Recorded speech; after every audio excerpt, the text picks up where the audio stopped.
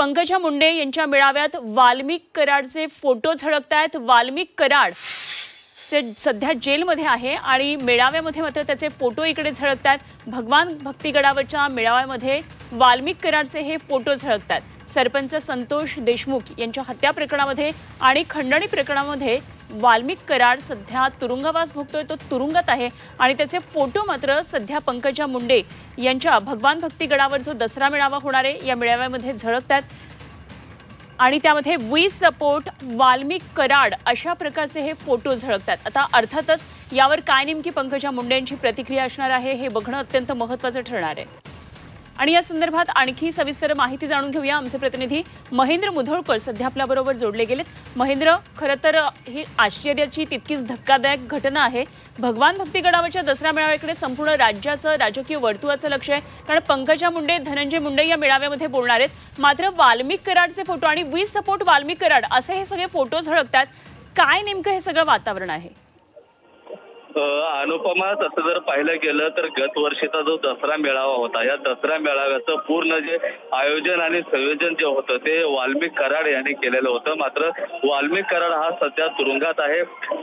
संतोष देशमुख हत्याकांड प्रकरण आणि खंडणी प्रकरणामध्ये वाल्मिक हा सध्या तुरुंगवास भोगतो आहे आणि अशातच एक वर्ष होते आणि वाल्मिक कराड दुसऱ्या मेळाव्याला मात्र दिसत नाही। त्यामुळे वाल्मिक कराडचे जे समर्थक आहेत ते या मेळाव्याच्या ठिकाणी वी सपोर्ट वाल्मिकांना अशा पद्धतीचे जे फोटोज आहेत, फलक आहेत, ते सध्या मेळाव्याच्या ठिकाणी घेऊन आलेले आहेत। पंकजा मुंडे यांनी यापूर्वी देखील वाल्मिक कराड याच्याबद्दल बोलण्यास नकार दिला होता। आपल्या शो मध्ये हे पंकजा मुंडे यांनी त्या पद्धतीचं वक्तव्य केलं होतं, माझा कुठलाही संबंध नाही असं सांगितलं होतं। मात्र आज पंकजा मुंडे यांचा दसरा मेळावा आहे आणि याच मेळाव्याच्या ठिकाणी वी सपोर्ट वाल्मिक कराड अशा पद्धतीचे फलक जे आहेत, फोटो जे आहेत, आता इथले समर्थक जे आहेत आपल्या हातात धरून जयघोष करताना पाहायला मिळतात। मात्र आता यावर पंकजा मुंडे हे नेमकं भाषणामध्ये काय बोलतील हे महत्त्वाचं ठरणार आहे। जर परिसर जर बघितला, लाखोच्या संख्येनं या ठिकाणी जे पंकजा मुंडेचे समर्थक आहेत त्या ठिकाणी आलेले आहेत आणि याच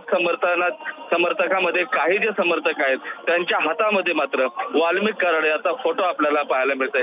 त्यामुळे एक वेगळी चर्चा जी आहे या ठिकाणी आता रंगायला सुरुवात झालेली आहे। धनंजय मुंडे असतील, पंकजा मुंडे यांचेही फलक या ठिकाणी आहेत आणि त्याचबरोबर आरोपी वाल्मिक कराड याचेही फोटो या ठिकाणी आता सध्या समर्थक जे आहेत ते झळकावताना पाहायला मिळतात। त्यामुळे आता दोघंही भावंड वाल्मिक कराड या फोटो बद्दल काय बोलतील हे आता आपल्याला पाहावं लागेल। अगदी महेंद्र, अगदी खरं, कारण हा अत्यंत मोठा चर्चेचा मुद्दा आता होऊ शकतो। संतोष जे पवार होते त्यांचा जो हत्या झालेली होती त्यावेळी महाराष्ट्र खरं तर हळहळलेला होता आणि संपूर्ण खरं तर महाराष्ट्रात नव्हे तर देशानं सुद्धा त्यांच्या हत्येची दखल घेतलेली होती आणि त्यामुळे निश्चितच दोघेही बहीण भाऊ काय नेमकं उत्तर यावर देत आहेत हे बघणं खूप महत्त्वाचं ठरणार आहे।